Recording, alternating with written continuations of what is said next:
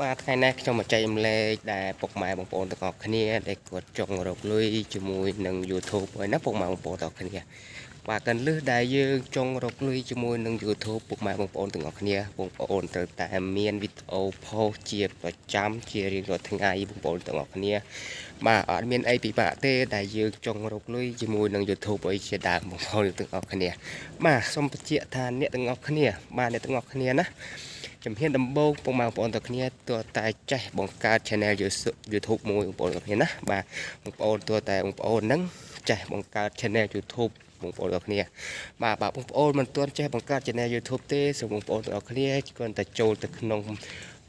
YouTube គ្រាន់តែ search ពាក្យថា Robi បង្កើត channel YouTube បាទនឹងវានឹងចេញហើយបងប្អូនទាំងគ្នាបាទអត់អីពិបាកទេបងប្អូនទាំងគ្នាណាដែលបងប្អូនទាំងគ្នាដែលគាត់ចង់សាងប្រាក់ចំណូលបន្ថែមពី YouTube ដែលយើងម៉ោងការងារយើងទៅធ្វើការងារផុតពីម៉ោងការងារយើងឆ្លៀតធ្វើវីដេអូបង្ហោះចូលទៅក្នុង YouTube បន្តិចបន្តួចសូមយើងធ្វើដូចជាវេលាក្រៅម៉ោងរបស់យើងណាបងប្អូនទាំងអស់គ្នាបាទអត់មានអីពិបាកទេគឺធ្វើ YouTube បងប្អូនទាំងអស់គ្នាពិបាកតែបងប្អូនអត់មានវីដេអូបង្ហោះចូលទៅក្នុង YouTube បងប្អូនទាំងគ្នាណាបាទបើពុកម៉ែបងប្អូនទាំងគ្នាបើមានវីដេអូបង្ហោះចូលទៅក្នុង YouTube មិនថា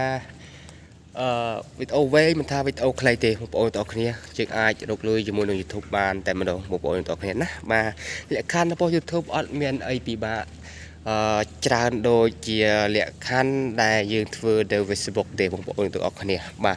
លក្ខខណ្ឌ YouTube បងប្អូនទាំងអស់គ្នាគេឲ្យយើងរកចំនួន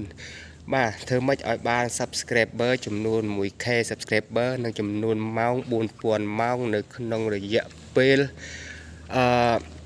90ថាទៅ1ឆ្នាំបងប្អូនទាំងគ្នា1ឆ្នាំចុះបាទខ្ញុំថាឲ្យ1ឆ្នាំដូចជា3ខែជាដែរបងប្អូនទាំងគ្នាមិនដល់1ឆ្នាំទេ3ខែបាទបងប្អូនទាំងគ្នាគ្រាន់តែយើងបង្ហោះវីដេអូចូលទៅក្នុង YouTube TikTok អីជាដើមបងប្អូនទាំងគ្នាចង់សាំងប្រាក់ចំណូលជាមួយនឹង YouTube ជាមួយនឹង TikTok អីណាបងប្អូនទាំងគ្នាបងប្អូនអាចថតចោលទេបងប្អូនថតយកមកអាប់ឡូតចូលទៅក្នុង YouTube ចោលប៉ុណ្ណឹងឯងបងប្អូនទាំងគ្នាយើងប្រចាំពិបាកយើងប្រចាំពិបាកថានេះណាបាទប្រចាំពិបាកភ័យរឿងដែលវាខូចវាខាតអីទេបងប្អូនទាំងអស់គ្នាបាទបងប្អូនបាទ YouTube វាទំលុងទំលាយជាង Facebook បងប្អូនទាំងអស់គ្នាបាទហើយក៏វាបានលុយ